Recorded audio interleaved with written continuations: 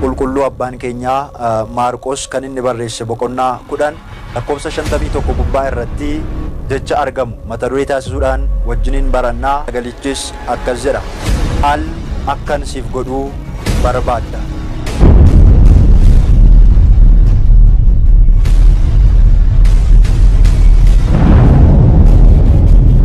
Egaa saba Waaqayyoo Gooftaan keenya Yesuus Kiristoos biyya lafaa kanarra deddeebi'ee yeroo barsiisaa turetti namoonni baay'een isa faana bu'anii isa hordofu turan. Faana bu'an kun namoota hedduu kan ta'an, tilmaamaan kitaabni qulqulluun yeroo baay'ee gaafa dubbatu baay'ina isa faana bu'aa turanidha. Nama 5,000 ol jedhee faa yeroo itti dubbatu ni argama. Sagaleen kuni kanaan dura namni akkasittiin asirra darbee hin jiru. Sagaleen wacaa, sagaleen namoota danuu, namoota baay'eedhaa asitti dhaga'ee hin beeku. Maaltu ta'e, wanti haaraan maaltu jira jedheetu warra naannoo isaa jiru sana gaafachuu eegan. Namoonni naannoo isaa jiran akka inni cal jedhii isa jechisiisaa turan, inni garuu cal jechuu hin dandeenye. Wangeela Maarqos boqonnaa 10 lakkoofsa 48 gubbaa gaafa dubbisnu argachuu kan dandeenye. Yaa ilma Daawit na maari na biran darbinii jedha. Namoonni waamaa turte sun amma immoo dabaree isaa si waama ittiin jedhanidha. Wangeela Maarqos boqonnaa 10 lakkoofsa 49 gubbaa irratti inni rakkinaan, gidiraadhaan, wantoota addunyaa kanaatiin, qormaata addunyaa kanaatiin qabamne Waaqayyoon obsaan eeggachuu dadhabuu keenyadha. Namoonni baay'een callisi gaafa ittiin jedhan namni kun hin callisne. Maqaa Waaqa Abbaa, Waaqa Ilmaa, Waaqa Hafuura Qulqulluu sadii tokkotti namannaa. Ameen. Hordoftoota Mannaa Tuubii bakkaaf lafa jirtanitti nageenya Waaqayyoodhaa isiniif haa baay'atu. Akkam jirtu? Akkamiin sa'aatii kanaaf yeroo kana geessanii? Waaqayyoo Gooftaan keenya, Fayyisaan keenya, Qorichi keenya Yesuus Kiristoos sa'aatii kanaaf yeroo kanaan nu ga'ee dubbii sagalee isaatii akka nuti dubbannuudhaatiif irraafa yeroo keenyaa kan nuuf eebbise maqaa Waaqayyoo keenyaa maqaan isaa kan galateeffameef kan ulfaate nuuf haa ta'u. Eeyyama Waaqayyoo ta'ee guyyaa har'aadhaa barnoota gabaabaa kan nuti wajjiniin barannu jechaadha. Wangeelaa qulqulluu abbaan keenyaa Maarqos kan inni barreesse boqonnaa 10 lakkoofsa 51 gubbaa irratti jecha argamu mata duree taasisuudhaan wajjiniin barannaa. Sagalichis akkas jedha: maal akkan siif godhuu barbaadda? Sagalee kanaatiin Waaqayyo nu barsiisa. An taa'ee sagalee isaa dubbachaa, isin immoo bakka jirtanitti dhaggeeffachuudhaatiin sagalee Waaqayyoo kanaa kan nuti wajjiniin barannu jechaadha. Kanaaf Waaqayyo nu gidduutti argame akka nu barsiisuudhaaf, akka nu gorsuu tolaaf eeyyama Waaqayyo keenyaa nuuf haa ta'u. Wangeelaa Maarqos boqonnaa 10 lakkoofsa 51 maal akkan siif godhuu barbaadda?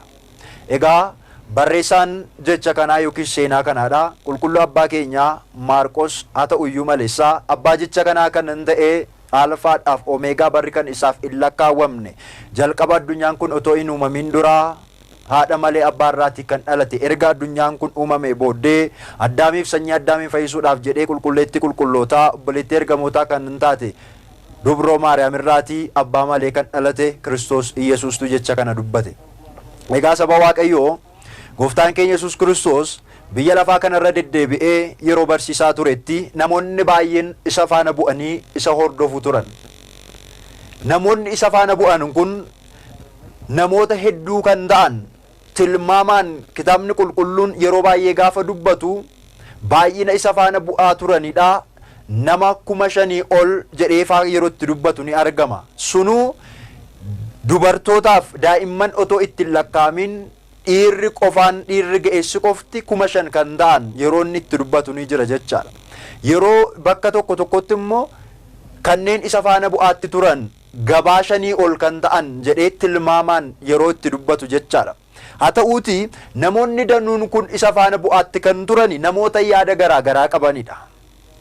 Namoonni hedduun isaanii bareedina isaa, miidhagina isaa ilaaluudhaaf isa faana kan bu'an namoota baay'eetu jiru. Namoonni hedduun isaanii raajii wanta inni hojjetuudhaaf gaafa inni du'aa boollaatii kaasu, warra dhukkubsatan gaafa fayyisu, warra goobotaan gaafa inni qajeelchu, naafa gaafa inni adeemsisu, raajii isaa kana ilaaluuf qofa isa faana kan bu'an namoota baay'eetu jiru. Namoonni hedduun isaanii, baay'een isaanii inni sooraa wanta ta'eedhaatiif warra beela'an beela kan baasu warra dheebotan dheebuu kan baasu waan ta'eedhaatiif soorata foon isaanii barbaacha kan isa faana bu'an namoota baay'ee isaaniitu jiru. Saba Waaqayyoo namoonni baay'een warra isa faana bu'an keessaatii dubbii hamaa arraba isaarraatii barbaannee qabannee hamminatti dabarsinee isa laanna, du'atti dabarsinee isa kennina, qorumsatti dabarsinee isa kennina jedhanii hamminaaf kan isa faana bu'anis warra isa faana bu'an kana keessaatiin dhabaman saba Waaqayyoo. Haa ta'uuti mee sagalee kana dhagaatti kan jirru nuti Waaqayyoo nu faana kan nuti buunee jirru maaliifidha laata? Maal barbaanneeti? Maal akka inni nuuf kennu barbaanna? Kanaaf ijoon barnoota keenyaadha. Maal akka inni siif godhu barbaaddaa kan jedhudha. Sagalee kana kan dubbate Waaqayyoodha. Waaqayyo immoo eeyyama keenya irratti hundaa'uudhaatiin wanta nuti isa gaafanne, wanta nuti barbaannu nuuf kennuudhaaf eeyyama keenya nu gaafataa jira. Kanaaf obboleessa koo, obboleettii koo, Waaqayyo otoo gaaffii kana siif dhiyeesseetii maalidha deebiin kee? Jireenya addunyaa ishee dabartu kanaaf namoonni baay'een ni dhama'u. Tarii waan addunyaa kana irratti darbuuf, waan addunyaa kana irratti mul'atee darbuudhaatiif Waaqayyoon kan kadhatu tarii hin dhabamu. Yeroo hundaa karoora kooti, hojii kooti jedhee jireenya ishee dabartuudhaaf fuuldura Waaqayyoo kan dhaabatu hin dhabamu saba Waaqayyoo. Mee fuuldura isaa gaafa dhaabbannee jennu waan gaarii akka nu kennuudhaaf, jireenya bara baraa akka argannuudhaatiif Waaqayyoodhaan kan kadhannu nama meeqan keenyatu jira laata? Egaa ta'u gara seenaa kanaa yookiis gara barnoota keenyaatti gaafachees deebinu saba Waaqayyoo, gooftaan keenya Iyesuus Kiristoos biyya lafaa kanarra deddeebi'ee yeroo barsiisaa turetti gara Iyyaarikootti yemmuu seenanii bartoota isaa warra isa faana bu'anii wajjiniin mandara sana keessaa otoo ba'aatti jiranidha. Mucaa daa'imummaa isaa irraati eegalee mucaa Ximooyoos kan jedhamu, Berxelimoos mucaa jedhamu, agartuun ija isaatii jaamaa kan ta'e, gadameessa haadha isaa keessaatii ba'ee dukkanaa fi gargar baasee kan hin beekne, gaariifamaa ija isaatiin argee kan hin beekne. Anaaf isin illee saba Waaqayyoo sagalee kana dhagaatti kan jirru tarii qaroo ija keenyaadha. Dukkanni ifi maal akka ta'e gargar baasnee beekna. Namni kun garuu dukkanaa fi gargar baasee kan hin beeknedha. Gadameessa haadha isaa keessaatii qaroo dhabeessa ta'eeti kan inni dhalate jechaadha. Kanaaf namni kun daandii qarqara taa'ee utuu inni kadhataatti jiru gooftaan keenya Iyesuus Kiristoos warra isa marsanii isa duukaa bu'anii jiran kana duuka bu'oota isaa dabalatee daandii sanarra otoo darbaatti jirudha. Namni qaroo hin qabne kun, agartuun ija isaatii kan foonii kan hin agarre kun daandii qarqara taa'ee sagalee namoota danuudhaa dhaga'eedha saba Waaqayyoo. Yeroo kana namoota naannoo isaa darbaa jiran, namoota daandii inni taa'ee jiru sana qarqara deemaatti jiran gaafachuu eegale. Maalidha sagaleen kuni? Kanaan dura namni akkasittiin asirra darbee hin jiru. Sagaleen wacaa, sagaleen namoota danuu, namoota baay'eedhaa asitti dhaga'ee hin beeku. Maaltu ta'e? Wanti haaraan maaltu jira jedheetu warra naannoo isaa jiru sana gaafachuu eegale. Namoonni naannoo isaa jiran akka inni cal jedhuudhaaf isa dheekkamaa turan. Cal jedhii isa jechisiisaa turan. Inni garuu cal jechuu hin dandeenye. Kanaaf namoonni maal ittiin jedhan? Inni asiin darbaa jiru ilma Waaqayyoo kan ta'e Iyesuus Kiristoos isa nama Naazreetidha jedhanii itti himan.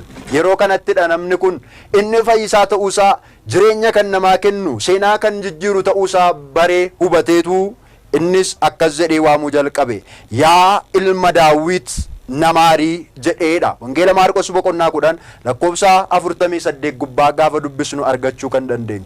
Yaa ilma Daawit namaarii na biran darbinii jedha. Namoonni garuu akka inni cal jedhuuf isa callisiisu turani, sagalee isaa akka inni ol hin kaasneedhaaf.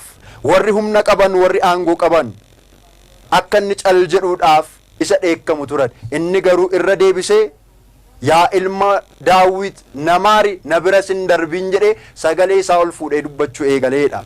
Yeroo kanatti gooftaan keenya Iyesuus Kiristoos sagalee isaa kana dhagayeetu inni nama waamaatti jiru kun eenyudha jedheetu duuka bu'oota isaa gaafate. Yeroo kana duuka bu'oonni isaa kan si waamaatti jiru nama qaroon isaa jaamaa kan ta'e daandii qarqara taa'ee kan jirutu si waamaatti jira jedhaniitu isaaf deebisanii jedha. Wangeela Maarqos boqonnaa 10 lakkoofsa 49 gubbaa irratti gooftaan keenya Iyesuus Kiristoos inni gidiraa ilmaan namootaa furuudhaaf gara addunyaa kanaatti dhufe sun, inni du'aa Addaamiin ofii isaa du'uudhaaf gara addunyaa kanaa dhufe sun, inni gidiraa keenya ba'aa keenya baachuudhaaf samii irraatii gara addunyaa kanaa dhufe Kiristoos Iyesuus waamaayii isaaniin jedhee jedha. Yeroo kanatti duuka bu'oonni isaa gara namicha qaroo hin qabne kanaa dhaqaniitu inni ati waamaa turte sun amma immoo dabaree isaa si waama ittiin jedhaniidha. Wangeela Maarqos boqonnaa 10 lakkoofsa 49 gubbaa irratti inni ati waamte si waama.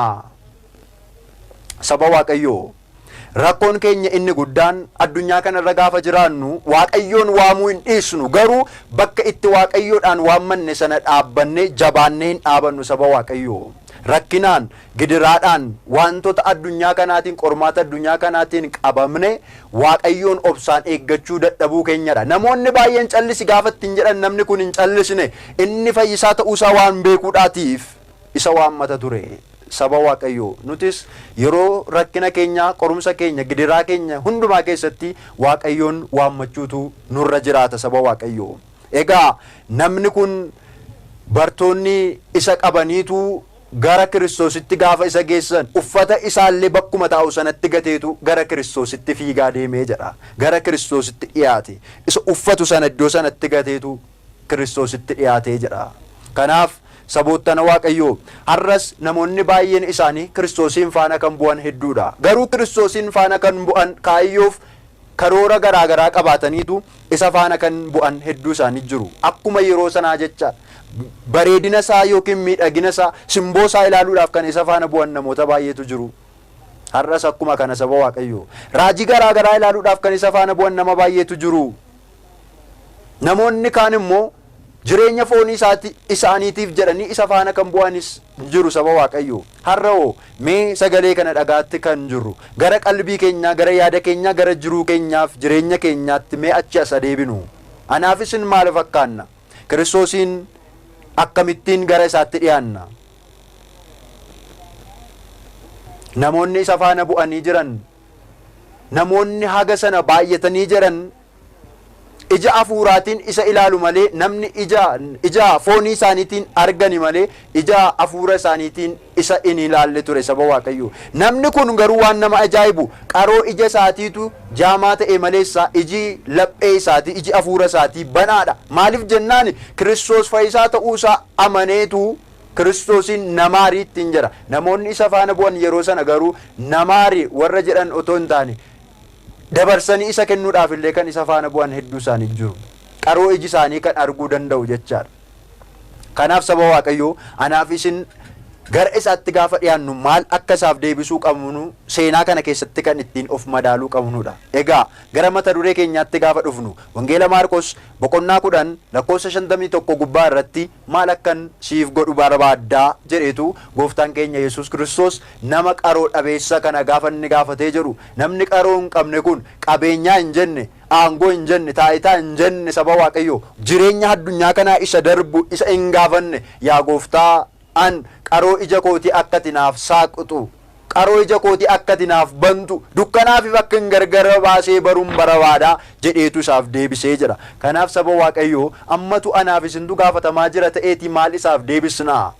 Utuu anaaf isintu gaaffii kana gaafatamaa jira ta'eeti deebiin anaaf isin laannu kun maalidha laata saba Waaqayyoo?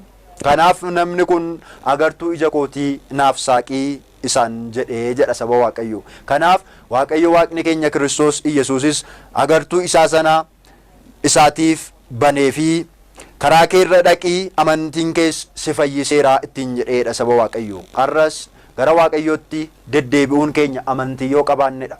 Gara isaatti gaafa deddeebinu amantiidhaan yoo ta'edha. Miilla qofaa otoo hin taane lapheedhaan deebi'uun nurra jiraata saba Waaqayyoo. Namoonni baay'een rakkoon isaaniidha miillaan deddeebi'u maleessaa laphee isaaniitiin kan hin deebine hedduu isaanii jira. Kanaaf saba Waaqayyoo, miilla keenyaan deddeebi'u qofa otoo hin taane laphee keenyaan gara Waaqayyootti deebine isarraati jireenya akka argannu, aara galfii akka argannuutiif sagaleen kun anaaf isinitti dubbata jechaadha. Kanaaf saboottan Waaqayyoo, egaa Wangeela Maarqos boqonnaa 10 lakkoofsa 51 irratti maal akkan siif godhuu barbaadda? Akkuma jedhame Waaqayyo Waaqni keenya maal akka inni nuuf godhuu akka barbaannu egaa gara qalbii keenyaaf laphee keenyaatti deebinee waaqayyoon fuuldura dhaabbannee jireenya bara baraa akka inni nuuf kennuudhaaf waa'ee jireenya bara baraa ishee hin dabarree akka kadhannuudhaaf eeyyama waaqayyo keenyaa nuuf haa ta'u.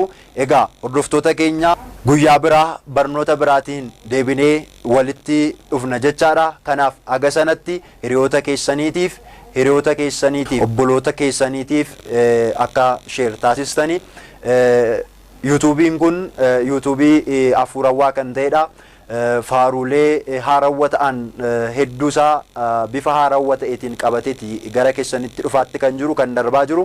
Kanaaf qophiilee asirraatiin darban faaruu akkasuma barnoota garaagaraa abbootii garaagaraatiin barsiisota garaagaraatiin kan kennamudha jechaadha. Kanaaf qophiilee haarawwa ta'an hedduu isaa qabateet gara fuulduraattis gara keessanitti dhufuudhaatiif. Kanaaf hordoftoota keenya biyya keessas ta'e biyya alaa taa'uudhaatiin sagalee kana hordofaatti kan jirtu hiriyoota keessaniif sheer taasisuudhaatiin obboloota keessan gara mana kanaatti akka waamtan kabajaan maqaa waaqayyootiinan isin gaafadha. Egaa wantoota barbaaddan yaada keessan koomentii jalatti barreessuu hin dagatinaa. Egaa qophiilee asirraatiin darban hundayyuu laayik gochuudhaatiin sheer gochuudhaatiin akka jajjabeessitan isiniin jenna. Sagantaa biraatiin hanga deebinee wal agarrutti bakkaaf lafa jirtanitti nagaa waaqayyoodhaa isiniif haa baay'atu. Arjummaan waaqayyoo araarsummaan dubaroo Maariyaam eegumsa ergamoota waaqayyoo eebbaa fayyaanni raajotaa suuqni wareegamtoota hunda keenya irrayyuu oolee kan bule nuuf haa ta'u. Ulfina saati